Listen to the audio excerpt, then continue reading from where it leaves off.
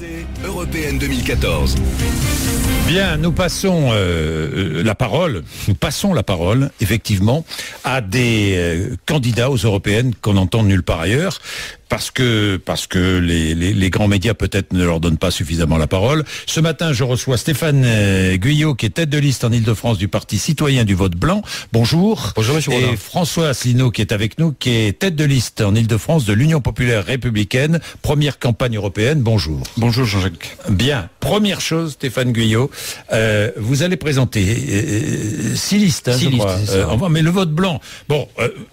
je croyais qu'on avait avancé sur le vote blanc. Enfin, on a avancé. C'est-à-dire que il est séparé du vote nul, mais il n'est pas comptabilisé dans les suffrages exprimés. Toujours pas. Et c'est tout le fond de notre débat. Il n'est toujours pas reconnu comme un suffrage exprimé. Et en fait, c'est une fausse reconnaissance. Il est à peine distingué du vote nul. C'est-à-dire, en fait, qu'on distingue le fait d'agir et d'exprimer un avis contraire, le vote blanc, et une erreur de manipulation. C'est-à-dire un bulletin raturé. Oui, un bulletin raturé. Donc, voter blanc, pour l'instant, ne sert toujours à rien dans les résultats, n'a aucune influence sur les résultats. Mais alors, ce que je ne comprends pas, c'est... Vous voulez quoi dans ces élections européennes?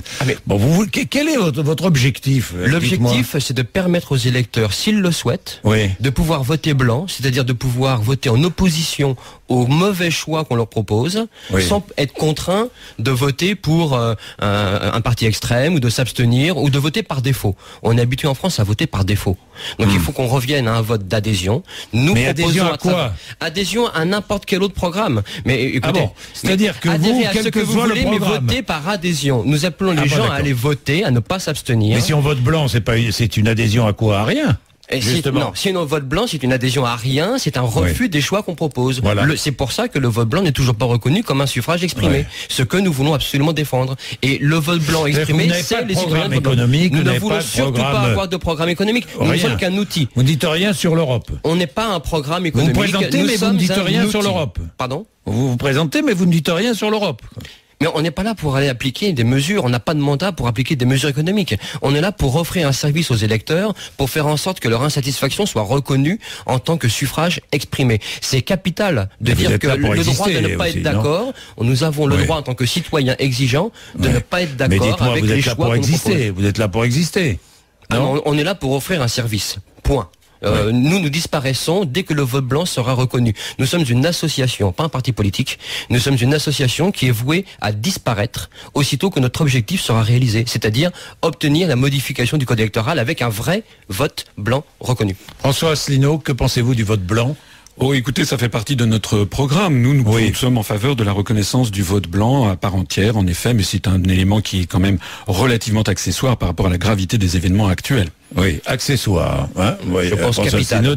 Ou capital ou accessoire. Bon, François Asselineau, votre parti, l'UPR, a été créé en 2007. Voilà, le 25 mars 2007, le jour du 50e anniversaire du traité de Rome, où on a appelé l'ensemble des Français à se rassembler, quelles que soient leurs opinions politiques, quelles que soient leurs origines ethniques ou sociales, pour sortir de l'Union européenne, de l'euro et de l'OTAN. Voilà, vous présentez des candidats dans 8 circonscriptions, les 8 circonscriptions en France.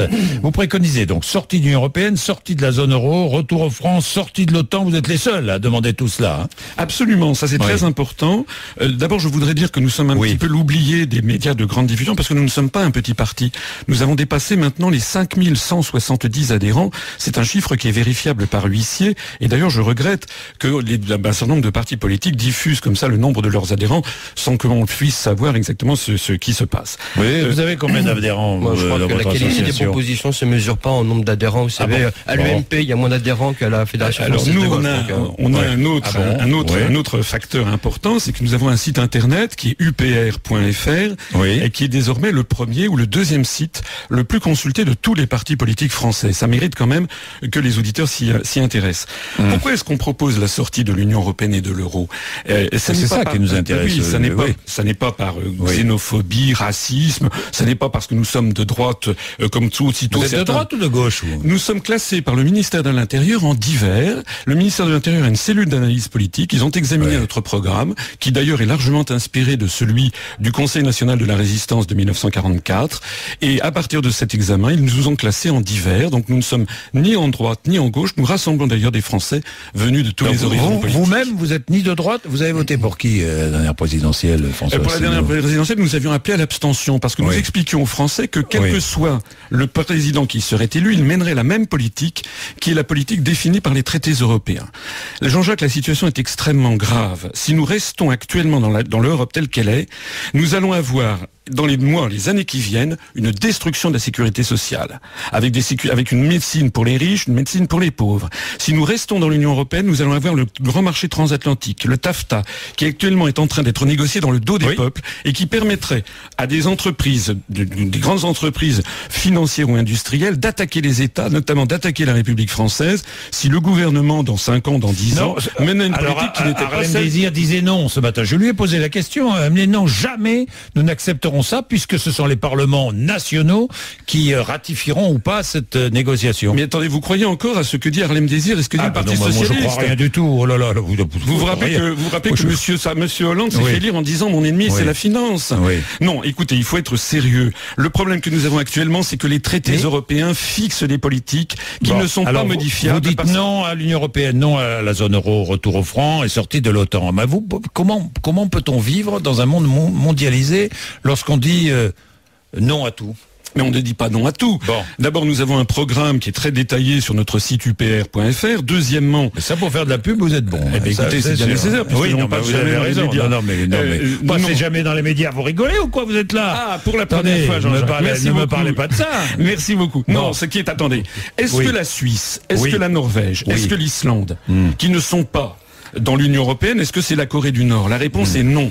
Si nous sortons de l'Union européenne, de l'euro, nous allons rester totalement dans le monde tel qu'il est. Actuellement, par exemple, savez-vous que si nous sortons de l'Union européenne, il restera 6653 traités bilatéraux ou multilatéraux qui nous relieront au reste du monde. Nous resterons dans toutes les organisations internationales, l'ONU, l'UNESCO, le Fonds monétaire international, la Banque mondiale, l'Agence internationale pour l'énergie atomique, le traité de l'Antarctique, etc. Qu'est-ce qui vous sépare? Parce que quand je regarde, c'est vrai que le Front National ne demande pas tout ce que vous demandez. On est bien d'accord. Mais qu'est-ce qui vous sépare du Front National? Écoutez, d'abord, je paye une caisse de champagne à vos auditeurs s'ils me trouvent une profession de foi du Front National où il est question de l'article 50 du traité de l'Union européenne qui permet de sortir de l'Union européenne en pleine harmonie avec nos voisins. Là, ça, c'est la première chose. Le Front National propose, comme tout le monde, de renégocier les traités, de changer d'Europe. Vous avez remarqué, Jean-Jacques, que tous les responsables politiques de tous les partis politiques français propose de changer d'Europe. Ce que nous disons, c'est que c'est impossible parce qu'il faut l'unanimité des 28 États membres. Or, d'un point de vue politique et statistique, c'est impossible. La deuxième chose qui nous sépare fondamentalement du Front National, c'est que le Front National, tout le monde le sait, tient des propos xénophobes, racistes, etc. Alors que nous sommes un mouvement de très large rassemblement et nous disons que nous voulons sortir de l'Union européenne parce que nous voulons sortir de cet isolement de la France. L'Union européenne isole la France de ses amitiés traditionnelles avec les pays du Maghreb, les pays d'Afrique francophone, l'Amérique latine, la Russie, la Chine. En réalité, la construction européenne est en train de nous mener vers la guerre. On le voit en ce moment avec ce qui se passe en Ukraine, par exemple. Eh bien, merci François. Et Stéphane Guyot, vous êtes d'accord pour sortir de vous? Parce que bon, le vote blanc, c'est une chose, mais vous n'allez pas vous cantonner au vote blanc. Nous nous cantonnons à tout ce qui touche au contenu démocratique. Mais il faut sortir de l'Union européenne? J'ai aucun avis sur le programme européen. Non, c'est pas notre débat. C'est pas notre débat, Jean-Jacques. Votre débat, c'est le vote blanc. Notre débat, c'est le vote blanc. Votre seul avis. Vous n'avez un avis sur rien du tout. Réfléchissons 5 minutes. Nous ne voulons surtout pas avoir d'avis sur des questions économiques, sociales. Non. Nous sommes un outil. Vous présentez sans avis, quoi. Non, nous avons un avis qui est que le vote blanc doit être reconnu. C'est le b.a.-ba de la démocratie. Ne pas être d'accord doit être un droit entendu. On est en train de contraindre les électeurs à voter par défaut ou à s'abstenir. Je pense qu'il faut ramener les électeurs vers les urnes et leur permettre de s'exprimer clairement à travers un bulletin de vote. Eh bien, l'un et l'autre, vous avez pu exprimer vos points de vue, défendre vos engagements, j'en suis heureux. Donc il est quelle heure? Il est déjà 9h58. Demain, nous allons poursuivre. Nous aurons d'autres candidats qui seront là à 10h moins le quart tout au long de la semaine, 9h59. Demain, 6h, 10h, évidemment. Nous serons là, nous aussi. Allez, à demain.